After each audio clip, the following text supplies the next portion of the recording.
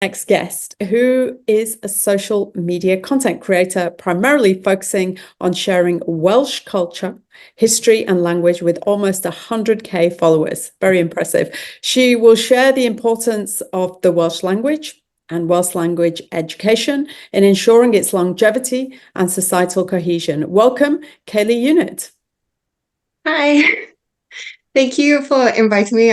I feel very out of my depth because I just make silly videos in my bedroom. But the Welsh language is very important to me. I grew up bilingual, and I found that when I was living in England, I really missed home, and everybody online has a niche. So I made mine my entire country, and in particular, my language. I began by sharing folklore and mythology, but soon fell into politics. And the thing is, existing as a Welsh speaker is inherently political online. Whether you like it or not, you become a novelty of sorts, and at times a spokesperson for the country. So I began by sharing my language, and now I teach it part-time. And through that, I've encountered people from all walks of life, inside and outside of the country, the diaspora, and those with no connection to the country who are drawn to the language because of its magic and its melody. And I, even though I wholeheartedly love the language now, I do have to acknowledge that when I was in high school in my early teens, I hated it. I hated learning the language. I felt this shame that everybody else feels towards speaking it. So in order to understand the resistance to Welsh language education and why only a third of the country can speak it, we have to go back in time quite far to the Acts of Union of 1536 and 1542, which formally annexed Wales to the Kingdom of England around 250 years after the Norman Conquest.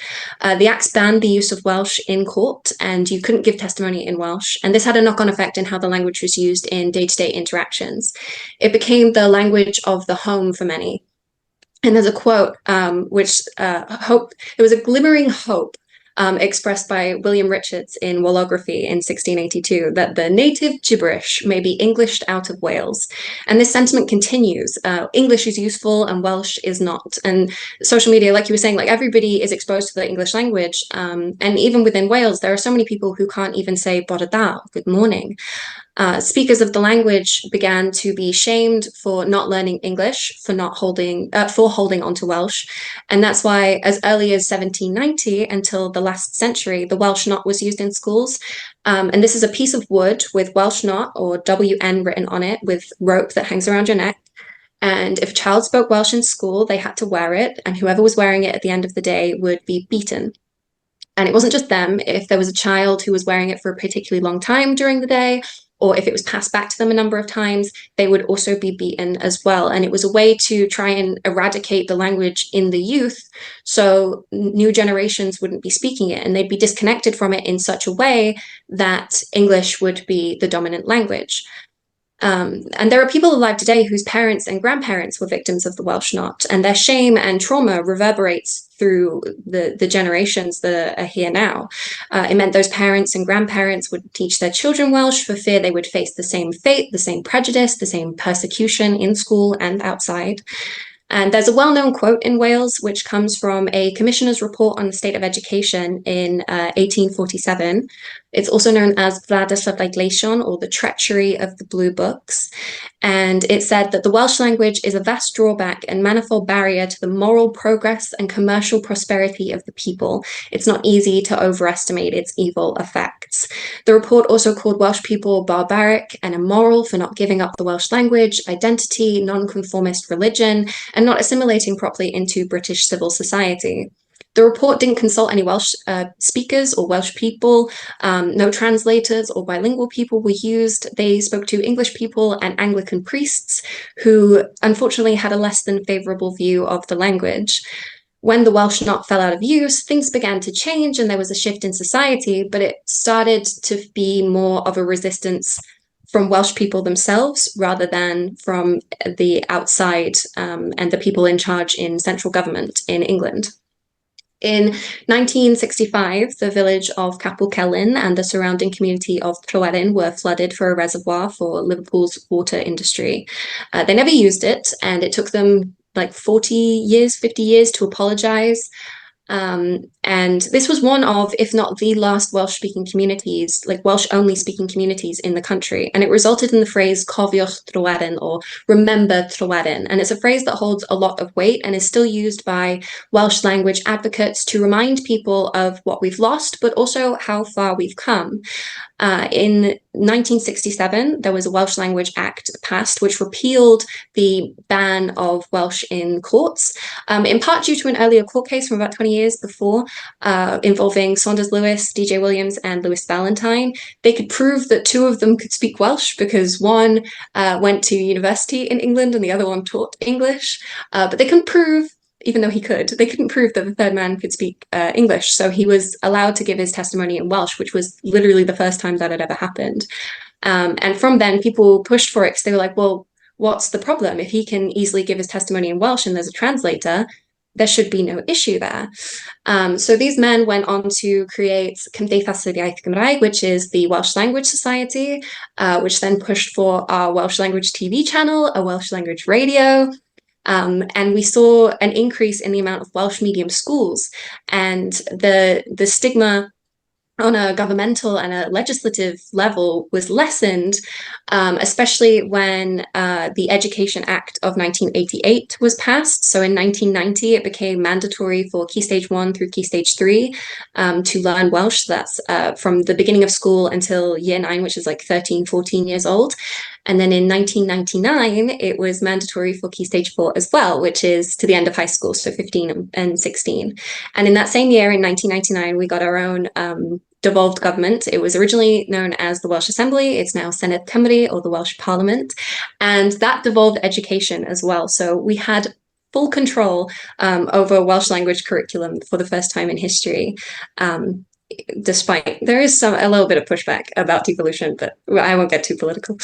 And as this external prejudice began to lessen, the internal bitterness towards the language increased. According to the 2001 census, just 2 years after devolution, the number of Welsh speakers increased for the first time in 100 years and reached 20.8%. But in 2021, it was 17.8%. Even though there were more speakers, it was just the population was larger, so there were also more non-speakers. So that put us at 538,000. But there is an annual population survey that's done 4 times a year, and that puts the number of speakers at 892,000 in a population of like 3.1 million. And why is there this discrepancy? It's a lot of different things: confidence, stigma, unhealed intergenerational trauma. In 2019, second language Welsh classes in English medium schools were abolished. And with the new curriculum that's just come in the last 2 years or so, all children, whether they go to a Welsh medium school, an English medium school, or a dual stream, will be taught Welsh at a first language fluency level. So instead of leaving school barely able to hold a conversation about where you went on holiday last year, children will now leave, hopefully, feeling confident enough and with a necessary level of education to use the language in their day-to-day lives and in their future workplace. We've seen an increase within the country of Welsh language requirement, or at least a basic Welsh language understanding on job applications, but we still have a long way to go. Alongside educational reform, we also need to heal the bonds between the generations. I often get comments left under my videos from people expressing their sadness and grief at not being able to speak the language, either because they did not receive any or adequate education, or because of the social shame instilled in them from a young age that prevented them from fully engaging with the lessons at the time. Like I said at the beginning, I felt that as well. And I grew up with my parents having a basic level of Welsh. They both work in education, so they have to. But I gained fluency from going on holiday to a family on the West Coast where the fluency rates are much higher. So in the southeast of the country, near the border with England, the fluency rate is as low as 14 to 18%. But if you go to the northwest, it's as high as 75%. And you can really feel it when you go. There's a cultural shift as you move further west in the country.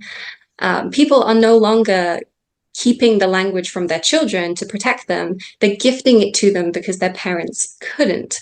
And I see it all the time, everyday interactions. When I go to town, when I left for university in 2017, I barely hear grandkids talking to their grandparents. But now I walk down the street and there's entire groups of people of all ages conversing beautifully in Welsh. And there's parents who don't speak the language who send their children to Welsh medium schools and learn alongside them from their kids babbling from the age of 4, and also partly from language learning apps and in-person classes in their free time. Unfortunately, my own 9, my grandmother is a first language Welsh speaker, but I've never had a conversation in the language with her. I get the occasional Penblwydd Hapus, happy birthday, or Nadolig Llawen, Merry Christmas, but that's about it. And it's because of this shame from the Welsh not. So it's become an external thing that's become internal. And now I'm working really, really hard to correct that, to change that. I'm fortunate enough that my 9 is still alive, but many people have lost the chance to speak to their grandparents and their parents in their native language. And that's why I see it as both an honor and a privilege to be able to speak Welsh and to have gained fluency despite going to English medium schools throughout my entire education and going to university in England. And so I've made sure that my younger sister, who's also in English medium schooling, is surrounded by the language and is allowed to find joy in connecting with it. So hopefully one day we can both speak to our 9 in Welsh. I use my online platform to promote the beauty of the language, to share its history of resilience, to inspire and to teach, to tell others that it's never too late to learn and to reconnect. You're never too late to learn any language. There's always this thing of, oh, I'm past the age of 11, I can't hear certain sounds. You're stopping yourself before you've even started. And we have to work through our own fears and apprehension and learn to celebrate the diversity that our language has developed over the centuries. Unfortunately, there's something we jokingly refer to as the Heddlu Cymraeg, or the Welsh police, who think that their dialect is better than other people's because they live in a place with a higher fluency rate. And that's something that we also need to work on. And that's come through the generations of, well, my family were lucky enough to hang on to it, so it's your fault that you couldn't. But speaking Welsh isn't just about connecting us to the land that we've inherited, to learn in more depth the beauty and the mystery of our folklore and mythology, to embrace our culture, to view our traditions like Eisteddfods, which is a poetry, music and art festival, through a new light.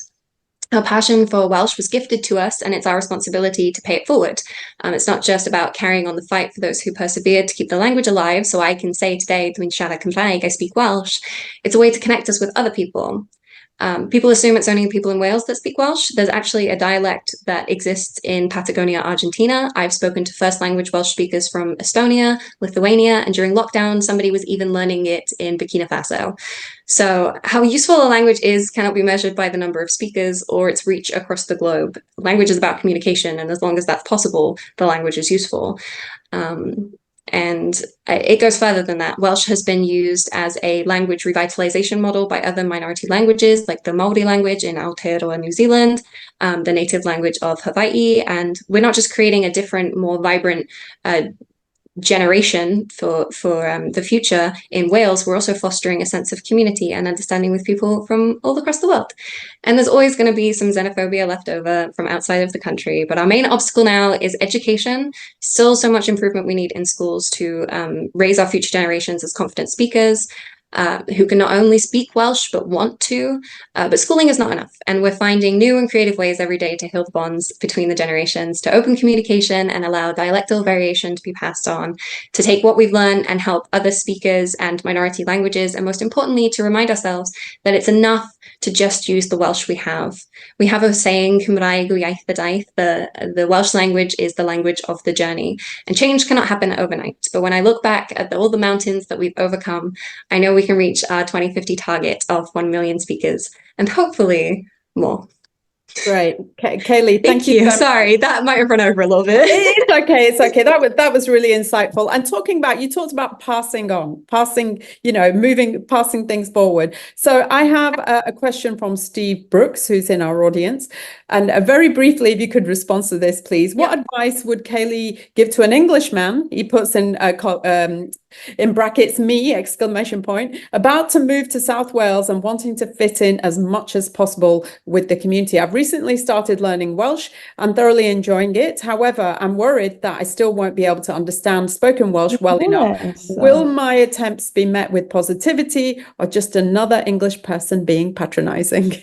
We would much rather you tried and butchered it than not try at all. Even if you only learn a few basic phrases, say diolch, thank you when you leave a shop. Look out for, there's a little orange like comma, and that means a shop or an establishment or even a person, you can get them as badges, speaks Welsh, so you can just try it out and have some fun with it. And nobody's going to hate you for it if you get it wrong or if you don't pronounce something correctly. There are so many of us that are in the same boat, so I wouldn't worry about it too much. Steve Brooks, you'll be in safe hands in South Wales, so don't worry about it. Kayleigh, thank you so much. That was really enlightening. And good luck with all your endeavours in the preservation and promotion of it. Really appreciate your contribution today. Thank you very much.